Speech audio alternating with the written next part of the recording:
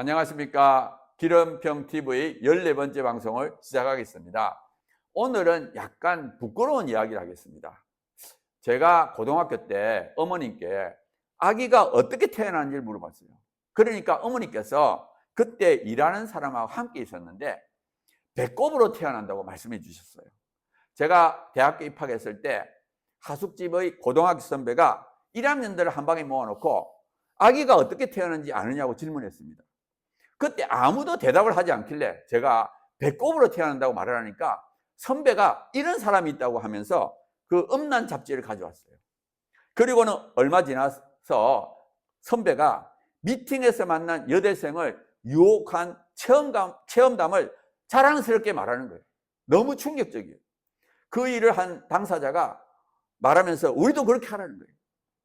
그때 제 마음에 나쁜 씨앗이 들어요. 몇 년이 지나고 나니까 비슷한 일을 하고 싶은 충동을 느끼고 그랬어요.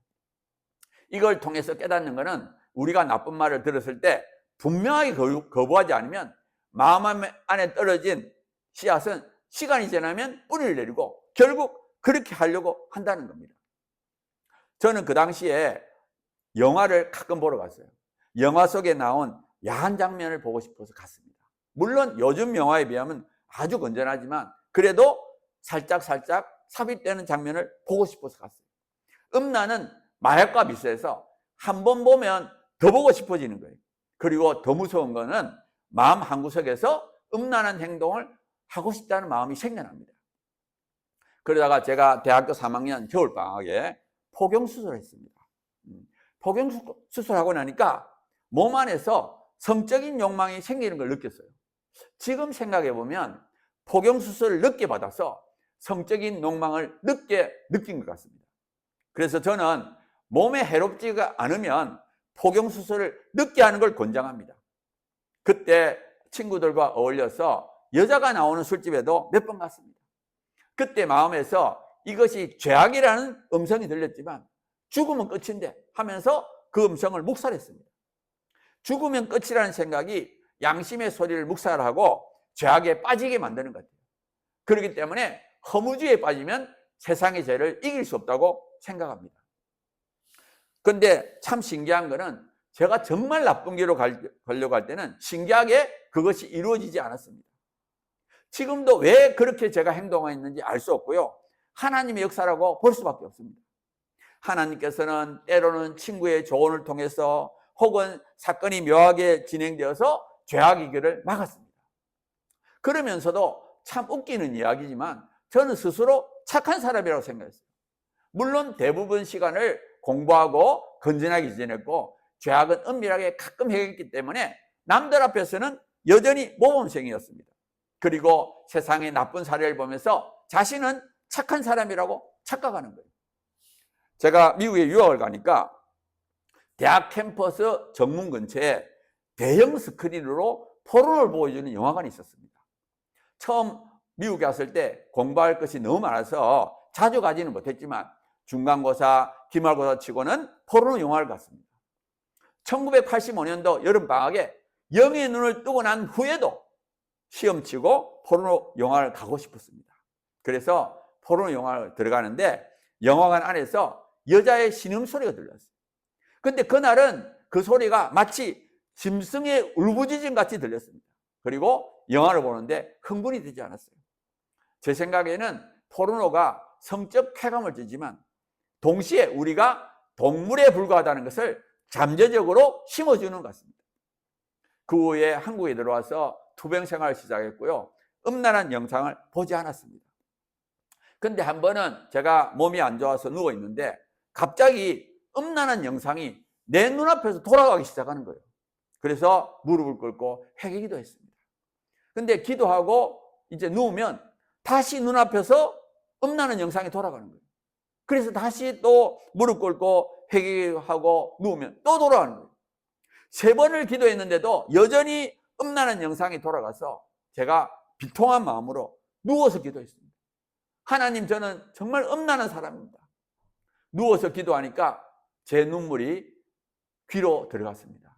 그리고 음란한 영상이 멈췄어요.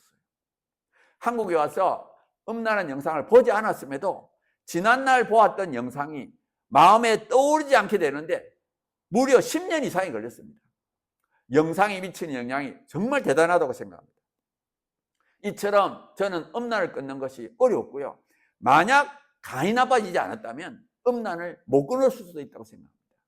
하나님의 은혜로 30대, 40대를 투병하면서 음란으로부터 벗어날 수 있었습니다. 요즘은 영화를 거의 보지 않지만 혹시 볼 기회가 있으면 몇 세까지 보는 영화인지를 알아보고 15세 관람가까지만 보려고 합니다. 그리고 되도록이면 전체 관람가, 12세 관람가 영화만 보려고 합니다. 현대 사탄의 수법은 윤물론으로 인간의 존재 가치를 파괴하고 음란으로 자신의 허무함과 무가치함을 잊어버리게 만드는 것 같습니다. 물론 저는 여전히 죄성을 가지고 있고 음란에서 완전히 자유로운 사람이 아닙니다. 그렇기 때문에 더욱 조심하려고 합니다. 음란을 피하는 방법은 아주 단순합니다. 그것이 인터넷이나 스마트폰에 나타나는 순간 피하면 됩니다. 조금이라도 방심해서 보면 더욱 강하게 끌어당깁니다. 그렇기 때문에 보는 즉시 도망하기를 권장합니다. 제가 예전에 호텔에 가면 TV를 틀어서 얼마나 세상이 음란했는지 알고 싶어서 채널을 돌린 적이 있습니다. 그런데 음란한 장면이 나오면 그거를 보려고 하는 저를 발견했습니다.